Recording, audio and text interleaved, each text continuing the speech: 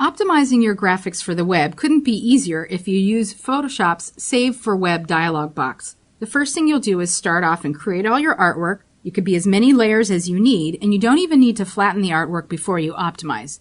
When you're ready to optimize the graphics, you'll go to the File menu and choose Save for Web. It used to be called Save for Web and Devices, and before that it was called Save for Web, so it's nice to see that in CS6 they've reverted back to the simpler name for this dialog box. When the dialog box opens, you'll usually see your optimized image in a large box here. You could also show your original image, or what I like to do is do the 2-up view, or preferably the 4-up view, which shows your original image at its full quality on the left, and then you have 3 opportunities to the right and below to change the different optimization settings so you can compare and then choose the best one to optimize. There's 3 kinds of graphics that you can create that are supported by the web, and those are GIF, sometimes people call it GIF like the peanut butter, JPEG, and PNG. Now, GIFs and PNGs are perfect for images like this one, which have large flat areas of color and type. The beauty of this type of image as a GIF or a PNG is that you can keep the file size fairly small while keeping the colors mostly true. There are some presets in this preset drop-down menu that you can choose from. The number next to the word GIF represents the numbers of colors that will be used in your image. The maximum number of colors in a GIF or a PNG 8 are 256. So usually if I'll start with the preset, then I can toggle up or down the number of colors to determine whether or not the colors stay true, and I can make some other changes to try and get the file size low. The whole balancing act with optimizing web graphics is to get the best compressed version of your original image with the most accurate color at the lowest possible file size. Besides the preset menu, you could also choose GIF, JPEG, or PNG, or even bitmap, which is the WBMP. Probably won't get a request for that unless you're doing some kind of Microsoft PowerPoint or something. Although PNGs these days are usually the default graphic that you would use for a PowerPoint. There's 2 kinds of PNG files. There's the PNG 8 and the PNG 24. You'll probably rarely need to use the PNG 24. The PNG 8 should do everything that you need it to do. So we're going to talk about GIF, then I'll switch over to PNG 8, and then I'll show you PNG 24 after that. So with GIF selected, you can choose the type of color space. There's selective, perceptual, adaptive, and restrictive. There's also custom, black and white, grayscale, and while this is no longer an issue, unless you're on a super duper old computer with an 8-bit monitor, there used to be rendering issues between Mac and Windows. So you'd probably just stay in that top range and choose one of these different options here. I personally think that selective is the best, although occasionally you might want to try perceptual, but I would just leave it. If the colors look accurate, if the rendering looks accurate compared to your original, there's no real need to change it. Dithering is when you have 2 colors that are next to each other and they're checkerboarded to create the illusion of another color. So sometimes having dithering turned off will give you nice, clearer, crisper images, whereas sometimes having it turned on will give you a better blend from one color to the next. Here's where you can adjust the number of colors, and these are just presets, so you can choose any of the presets or type in the color value up to 256 if you like. GIFs, as well as PNGs, support transparency. So if your image happened to have some transparency in it, you can have this box checked and you would see through the transparent areas of your file. Kind of like when you're working on a regular layer in Photoshop and you see through to that black and white checkerboard, which represents the transparent areas, you would also see those transparent areas here in your GIF or your PNG.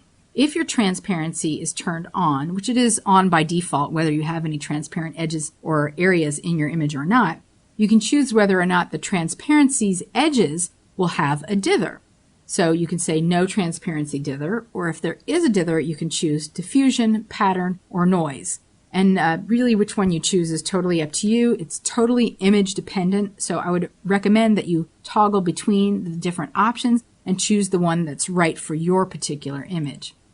The matte color is the color that goes behind any transparency, because typically there is some kind of pixels that have semi-transparency or semi-opacity. So the matte color is whatever color would fall behind your image. So let's say you had a circle image that you needed to add to your website. around the outer edges of the circle, you would want to set the matte color to match whatever color the background of the container that you're placing your images in your website. So for instance, if I was going to place it onto a page that was this same color orange, if I knew what the hexadecimal value of it was, I would make sure to select it and make that my matte color so that those semi-transparent edges around my transparency would have the same color matte to match with my background. The default matte color is set to white, but you can certainly change it or use your eyedropper, choose the foreground or the background color. Just make sure that you set it to whatever it is that you need. And a lot of times if you put your cursor over the different things, you'll get a tooltip that will tell you what it is. And as you can see with this tooltip, the interlaced option will allow your image to be downloaded in multiple passes. With DSL cable and T1 and faster, you really don't even need interlaced anymore. But in the early days of the internet, for a large image, you would say interlace so it would show a lower res version first, and then as the image continued to download, the clearer, crisper version of it in almost like a swipe effect would sort of replace the original. So you probably don't ever need to turn that on. Web Snap would be snapping your image to the Web Safe palette, which you probably will never need to use ever again. But the Web Safe palette used to be 216 colors that were perfectly rendered on both Macs and PCs. And of course, it really restricted the creativity of designers for a while. But now that we have monitors supporting millions of colors, it's no longer an issue, so you probably never need to modify the Web Snap. But if you did, you could snap it all the way up to 100%, and it would convert whatever colors you used to the closest Web Safe equivalent. And you could tell it's Web Safe looking in the color table because Web Safe colors will have a little diamond in the center, whereas non-Web Safe don't. So you can see here, black and white, of course, is Web Safe. Convert to sRGB is on by default. No need to uncheck it. There's some preview options. You can choose Monitor, Legacy Mac, Internet Standard, or Document Profile. This you'll never need to change. Monitor color is perfect. Metadata could be added to your document. You can append copyright and contact information, though you should probably really do this to your PSD file before you come into this dialog box. There's a color table representing all of the colors in your image, as well as the current image size at 100%.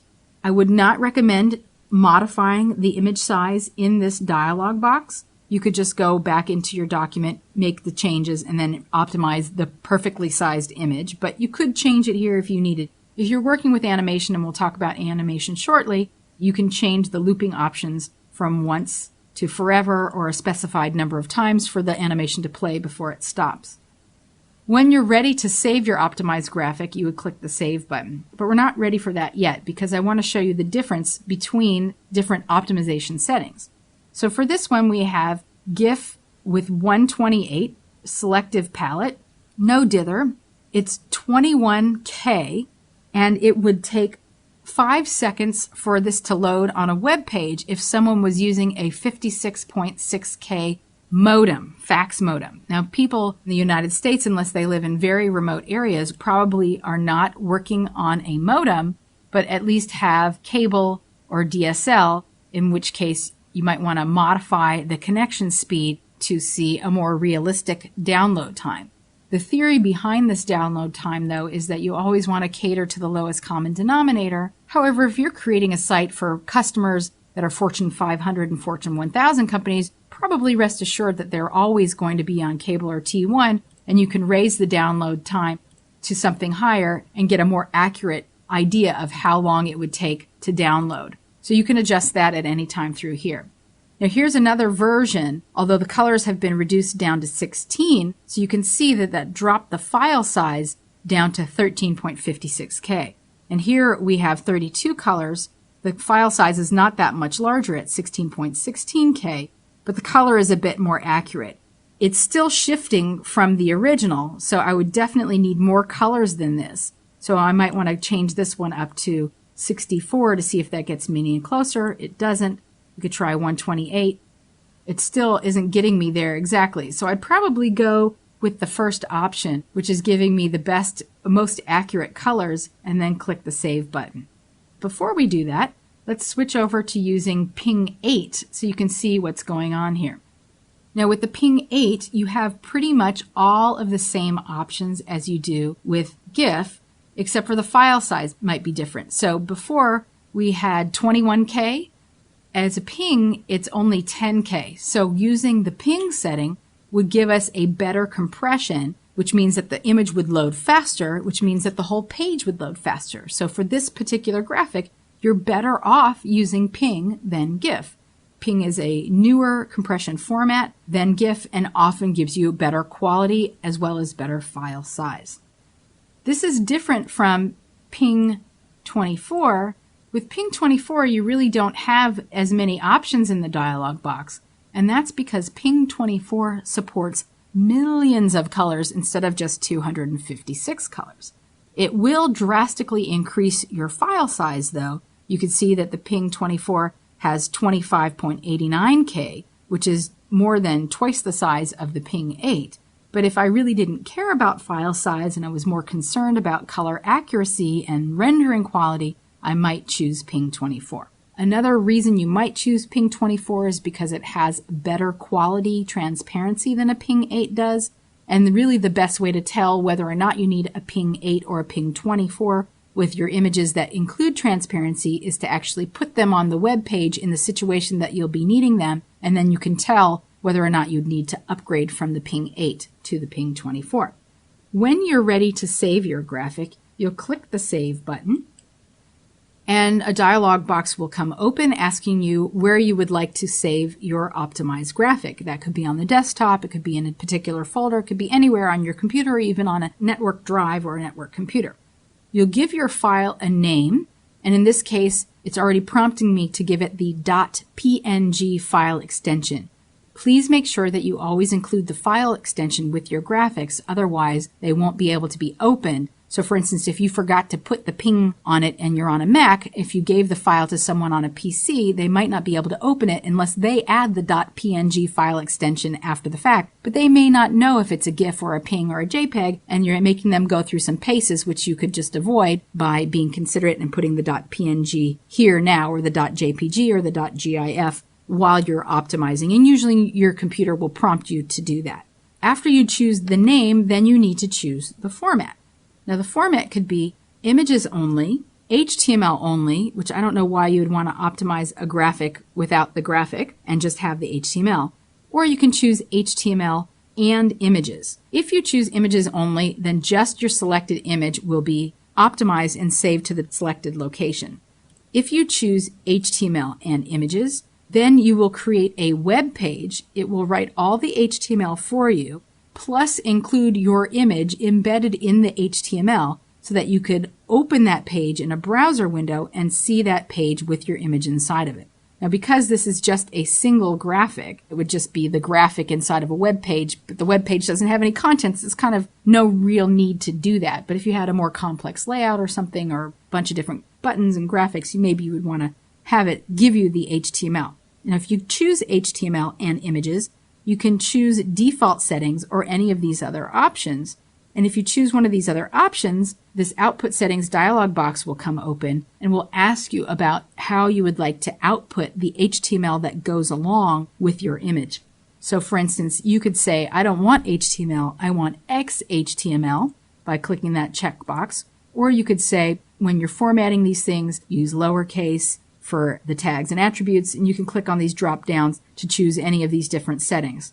What I would do is scroll through the different options to see what's going on here and make any changes that you think would be necessary. For instance, in slice output options that we're going to talk about in another exercise, you can have the slices output as tables or as CSS, and if you know about HTML at all, this could help you in creating your pages faster if you have it spit out particular code. So I'm just going to leave it here as images only and click the Save button, and my graphic will be saved to the specified location. If I want to preview it, I can drag and drop that image into any open browser window with or without a browser connection or internet connection and view my image. Let's switch over to this next file and talk about working with JPEG files. JPEGs are great not for images with large flat areas of color, but rather for photographic images and images that have large areas of gradient blends, like this combo file that I've created here. You'll do the same thing to optimize your graphic as you would for a GIF or a PNG, File, Save for Web. But in this instance, rather than grabbing a PNG or a GIF, you would choose one of these JPEG presets, high, low, or medium. Or you could override those presets by choosing low, medium, high, very high, or maximum. The setting here determines the quality. The quality goes from 0 to 100, and it really just determines the compression algorithm for the original. Now, I'm going to zoom out here a little bit just so we can see more of the image so that you can see what's happening with the different quality. With a gradient blend and a photographic image, quality set to low, what happens is you get a lot of banding happening. So you see these lines. Now, if that's something that you wanted to create and you didn't know how to do it in Photoshop itself, you could certainly use this as a technique. But you probably didn't intend for it to be that way. You wanted it to be nice and smooth, and so you would increase the quality. Ideally, just like I said before, you want the best quality image with the truest color at the lowest possible file size so that your image will load quickly, which means that your page will load quickly. So you might need to adjust the settings here and there and then compare. So we could do 3up, like this is a quality, let's do like 75. And then this one will do a quality of 40, and this one will do a quality of 10. You can start seeing how the image is beginning to degrade. One thing you really want to look out for is if you look here around the letter shapes, there's these little jaggies, I call them, little jagged edges, which really ruin the integrity, the quality of the image. And if you saw an image like this on the web, you might think, ugh, the person who made this website or optimized these graphics doesn't know what they're doing. So you want to make sure that you avoid that while still keeping your file size low. As you can see here with the 40 quality, we don't have as many jaggies, but there's still some there, whereas with this 75 quality, it's nice and clean and smooth. So probably somewhere between 40 and 75 is a good number. Let's do something like 60 that will reduce your file size to an acceptable size while still retaining your quality. Other options in the dialog box are optimized, which creates smallest files, progressive, which is like interlace downloading in multiple passes, and whether or not to embed an ICC profile, which you probably do not need to do for the web. You might want to do it for some kind of PowerPoint presentation. There's blur. Sometimes you can increase the blur. I'll select this one, increase the blur to remove some of the jaggies, but it does tend to blur the overall image, which sort of defeats the purpose. So you would want to add that sparingly. No need to change this, convert to RGB or monitor or metadata. There's no color table because JPEGs support millions of colors, so there's nothing to see. There's no reason for them to give you a color table. This area is the same. JPEGs do not support transparency, and JPEGs do not support animation, whereas with GIFs you do get animation, PNGs you do not. Just like before, when you have the image optimized to your satisfaction, you will click the Save button. And again, just give your file a name, choose a format, adjust any settings if you'll be outputting with HTML, click the Save button, and your file will be saved to the specified location. And just like with a GIF or a PNG, you can drag and drop that graphic into any open browser window with or without an internet connection to preview it in your monitor. The last thing that I want to show you is when you need to create a graphic at a particular file size. If you work in advertising or marketing, a lot of times you'll have to create graphics for banner ads and things like that, where the file size has to be under a certain amount in order for it to qualify to be used in an advertising situation. There is a feature in the Save for Web dialog box over here in the Options menu that allows you to optimize to a particular file size. So for instance, if we knew that this graphic had to be 28K or less, we can drop in the appropriate size and click OK, and Photoshop will automatically adjust the quality to get us that desired file size, and then we can click Save and optimize that graphic. You know, the quality may not be perfect, there still may be jaggies, which means we may want to rethink the graphic design so that we can get away with a better quality image at a lower possible file size. But that's one way of tricking the system so that you can have that specified size when you're working. Again, click the Save button when you're done or cancel to go back to your file. Now let's talk for a second about slicing and optimizing graphics. In the early days of the internet, what we would do is we'd have our mock-up of the entire web page, and then we would optimize individual pieces of it as slices. And then those slices would be reassembled in a web page inside individual table cells, almost like taking a puzzle apart and then putting the puzzle back together. Smaller individual pieces would load one at a time individually rather than one giant graphic. So you could have the whole thing as a design in individual graphics. There was no HTML text. There was no CSS style sheets or anything like that. It would just be pictures in a web page. So now these days, you want to do as much as you can with HTML and cascading style sheets. So you wouldn't want to necessarily have a bunch of graphics on your page. You want to use graphics sparingly and do as much as you can with CSS and HTML. However, there may be times where you do need to slice some graphics and optimize them and save them for the web. So I've created this little button diagram here, and the idea is this would be the normal look of it, and then once you have your CSS applied to your page, you could toggle on a different graphic for the hover state. So normal and over. And I've done this effect for each of these, normal and over, normal and over. So to make this work, I need to create slices for each of the numbers, 1, 2, 3, and 4, optimize those graphics as they are, then turn on the effects for all 4 sections and optimize again for the over state, and then reassemble everything in HTML with my CSS. To create slices, you'll want to use your slice tools, which are located in your toolbar underneath the crop tool. There's 2 slice tools, the slice regular tool and the slice select tool, so that you can select and modify the individual slices. When you select your slice tool, which effectively turns the slices on in your view, you'll see that it's one giant slice. I think one of the easiest ways to create slices, rather than clicking and dragging around a shape and releasing, is to use this button here called Slices from Guides. So what you would need to do is create some guides, and I had already created them and hidden them, so that you can easily press this button and have Photoshop automatically create slices from your guides.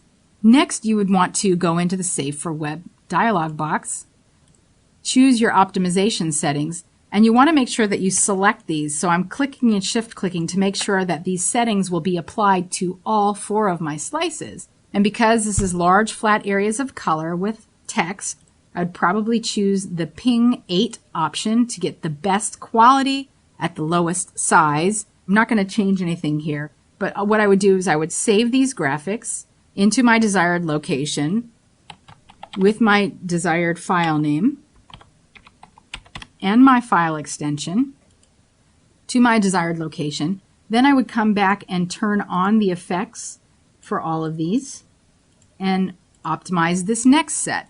File, Save for Web. I'm going to select by shift clicking all 4 of my slices. I don't need to change any of the settings because it remembered what I had saved before. Clicking the Save button. In this case, I want to save these as 1234_over.png to help me see the difference between my original. I'm saving all 4 slices. Then I'm done with my file, and I can reassemble all of the pieces in Dreamweaver with my HTML and my CSS.